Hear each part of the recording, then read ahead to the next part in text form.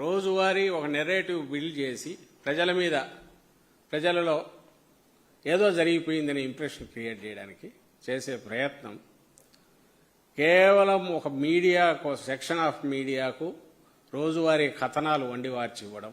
SIT అనే పని ఏం చేస్తుందంటే అది రోజు ఈనాడు, ఆంధ్రజ్యోతికి బ్యానర్ ఐటమ్స్ ఎట్లా ఇవ్వాలనే పని మాత్రం వాటి ఎక్స్టెండెడ్ బ్యూరో లాగా పనిచేస్తున్నట్టుంది.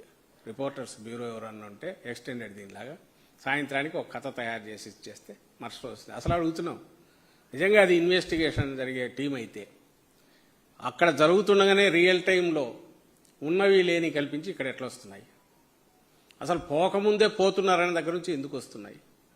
అసలు ఆ పత్రికల ఆఫీసులో కూర్చొని పనిచేస్తున్నాయా, లేదంటే ఆ పత్రికా ఆఫీసులు టీడీపీ ఆఫీస్ నుంచి నడుస్తున్నాయా అనేది కూడా ఆలోచించాలి.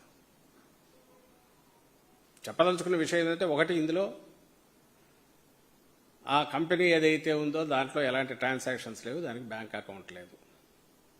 కాబట్టి నో క్వశ్చన్ డస్ అరైజ్. దాని మీద ఏదో యాక్టివిటీ జరిగిపోయింది, ఎవరికో ఇది చేశారనేది స్కోపే లేదు.